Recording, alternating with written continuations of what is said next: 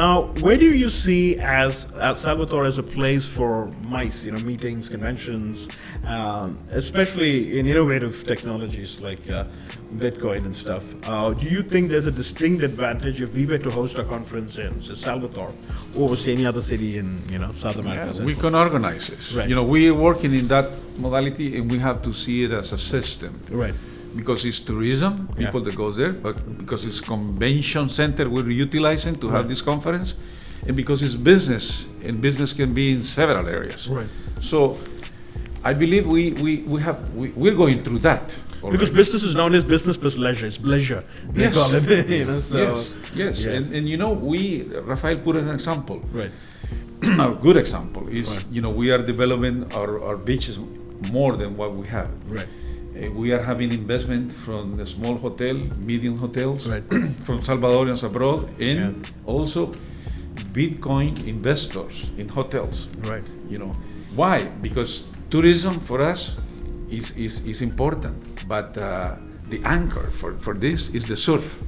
Okay. So we are now capable to have very big tournaments, international tournaments. I can't recall the names, the specific ones, but we have already 4 of them at the international level where the champions are. Right. And a lot of people are coming to visit. Right. And I am surprised because I'm not a surfer too. Right. But a lot of people of this segment, they are very well related to Bitcoin, for example. So, all these things are connected. Right. And I believe that within this small world in El Salvador, we are creating the right environment to have to develop more opportunities in other sectors. Correct. I believe our country is being so small. Right. We are just 21,000 square kilometers to have an idea, with 6.5 million people living there. Right. We already achieved 75% of renewable energy. Right. We are not a big country that has the challenge because they by now they just have 12 or 50% Right. or 20%. We already achieved 75%. And just this year, we'll start selling energy to neighbor countries. We start doing that. Wow. So the expectation for my country is that we will become, before 2030, a renewable energy country. Because 100%. I believe so. Wow. Because if we did it in such short time, Right. the jump, because this is a long-term vision. Just to have an idea, we have geothermal, is steam that comes out of the volcanoes, of the ground. We have plenty of volcanoes. And they start this project in the 1960s or 70s, and we maintain the policy to develop projects to get more steam, into more energy. We just have a international seminar, I call it, from the International Organization of Energy, which is based, I think, here in UAE. Mm-hmm. And they choose El Salvador to have this international gallery to share good practices and interchanges with the international community in geothermal energy. Right. Just in geothermal, because we achieve already this 24% I told you. And we have hydro, we have photovoltaic. But to me, is this achievement of have 70% already. Not every country has 80% or 90%. So I believe if we keep in the right direction, like we have done it, we will, before 2030, we will be renewable energy, net zero. I hope. I hope. No, even if you're close to 80%, that's an awesome. And I am talking about this issue, Right. because I would like investors to pay attention in this type of projects. When this type of project start being executed, it's good. By example, here in Qatar, the photovoltaic project is a huge project. Right. Once it start up, others will want to do another renewable project, maybe in another area, not photovoltaic, but renewable. Right. And then the neighboring countries say, no, pay attention, they are already working on that. Right. So that means that, not necessarily, the COP27 just took place in Egypt, and we are discussing if we can make a quota and be responsible and feed and meet the goals. Rafael, before I get the closing remarks from the ambassador, Is there anything you'd like to share for the entrepreneurs? Because we're primarily focused on the private sector. We work with the government, but our members are all in the private sector. They're entrepreneurs. What can they look forward to in terms of jurisdictions or free zones or something like that, which you have there in El Salvador to excite them, to be part of the story? Yeah, well, absolutely. El Salvador welcome entrepreneurs and business abroad.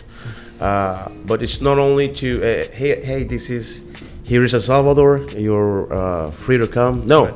We create the ecosystem to do it. Right. With free trade zones law, international service law, and renewable energy incentives law. Right. What am I talking about? Well, a law of legal stability for investors that guarantees with legal certainty that investors and taxes most likely can be an exemption, in customs, immigration issues for a period of time up to 20 years, depending on the amount 20 years, no taxes? Yes, depending on the amount of the investment. Okay. So that's something that, and we need to do it. I mean, if you want to do it on bank and national and international bank law, that's okay. If you want to do it on Bitcoin, still, I mean, both ways are okay. We are not saying, oh no, we're just dealing with Bitcoin. No, we are dealing with both opportunities.